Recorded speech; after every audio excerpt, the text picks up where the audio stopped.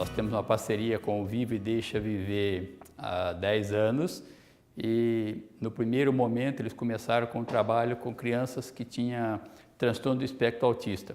E aí eles iam contar a história para essas crianças e tinham uma dificuldade muito grande, porque essas crianças não reagiam adequadamente conforme eles estavam esperando. Aí o Valdir veio conversar comigo a respeito dessa dificuldade.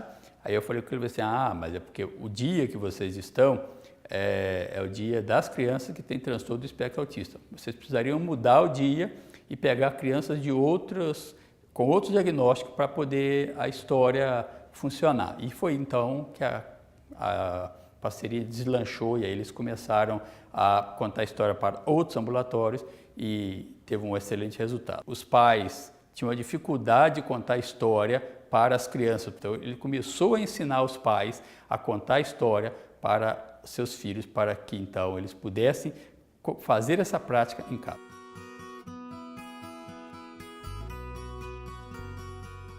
Desde 97, a Associação Vive e Deixe Viver tem por propósito promover a arte de contar histórias e o brincar dentro da saúde. Mas para que a gente melhore a saúde, com certeza a gente tem que olhar para a educação. Então, em 2006, fomos convidados para contar a história dentro do Instituto de Psiquiatria do Hospital das Clínicas. Qual foi a nossa pergunta maior? Como contar a história para crianças com diversos transtornos mentais, inclusive transtornos que ainda não foram identificados? Nós temos por propósito nunca perguntar, entrando num quarto, abordar a criança sobre a doença, sobre os problemas, né? O nosso foco está sempre dentro do lado mais lúdico da ação. Mas dentro da psiquiatria veio esse questionamento. Como é que a gente conta a história para uma criança autista? E para uma criança esquizofrênica? E para uma criança que muitas vezes ainda não foi diagnosticado o problema dela? Ou seja, passeamos por diversas patologias. Dentro desse contexto e dentro desse convite, após um ano, nós percebemos que o nosso trabalho não se complementava. A famosa frase, era uma vez, ela não se realizava. Duas de nossas voluntárias se sentiram muito frustradas nessa relação. E a partir dessa vivência, desse conhecimento ou desse desconhecimento, nós acabamos levando as nossas queixas para a equipe multidisciplinar. Foi muito interessante que, sem que nós percebêssemos, até porque nós não perguntamos qual a doença que a criança tem, durante um ano nós estávamos atuando com as crianças autistas.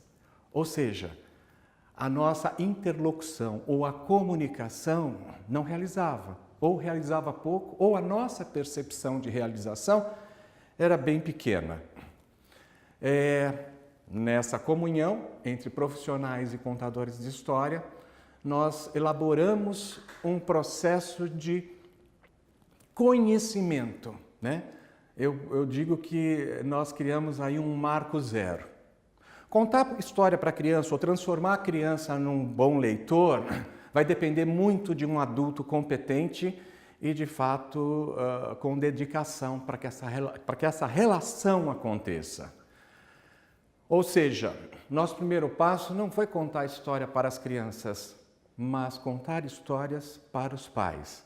Ou entender, através dos pais, qual era a relação da contação de história dentro do lar.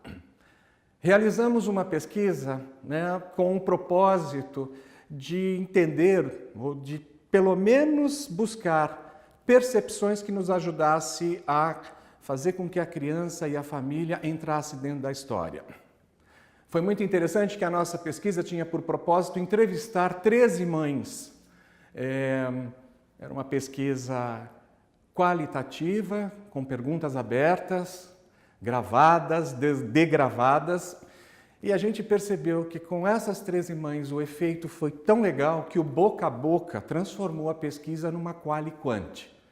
Nós saímos de 13 mães para 130 mães, familiares, na sua grande maioria mães, trouxeram para nós exatamente o que é contar história. E qual foi a nossa surpresa que nós tivemos com os resultados, né, com essas percepções. 70% dos pais deixaram de contar história,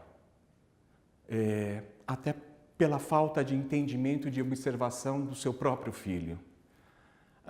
Colocaram para nós a dificuldade de transmitir conhecimento, memória afetiva. Até porque na pesquisa nós descobrimos que a grande maioria desses pais tinha um repertório interessantíssimo, enorme, de uma riqueza de conteúdo extraordinária. A pesquisa só motivou outras mães porque uma dizia para a outra, olha, tem um pessoal ali do Viva que está fazendo um papo com a gente e nos faz voltar ao nosso passado, às nossas brincadeiras. Bom, não preciso nem dizer que isso foi tão bom e nesses quase 10 anos de atuação, fortalecendo o elo da contação de história, nós fomos descobrindo possibilidades de transformar a família, o pai, em terapeuta do seu próprio filho, ou seja, terapia filial. Nesses 10 anos de atuação, a gente vem notando mudanças perceptíveis. Isso é lógico, né? É a percepção do contador de história.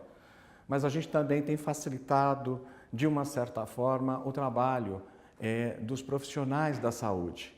Ou seja, a contação de história, quando ela acontece, né, naquele âmbito frio, muitas vezes triste, angustiante, a gente vê um revivar, seja na criança atendida, seja na família e principalmente, como eu falei, os profissionais da saúde que se envolvem e participam da contação de história. A Viva e Deixe Viver também agradece imensamente essa oportunidade porque ao encontrar dificuldades para envolver a criança no Era Uma Vez, né, muitas vezes a história acabava não tendo fim, nós acabamos desenvolvendo um jogo onde a criança, a família pudessem participar em conjunto da história.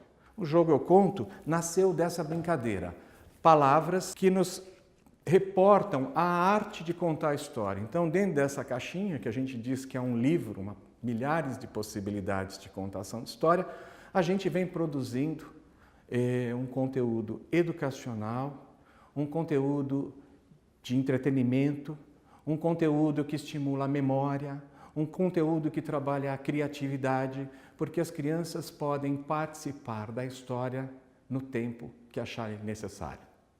Nessa caminhada em parceria com o Instituto de Psiquiatria, nós desenvolvemos um evento que nos traz bastante consciência do trabalho que é desenvolvido dentro do Instituto de Psiquiatria.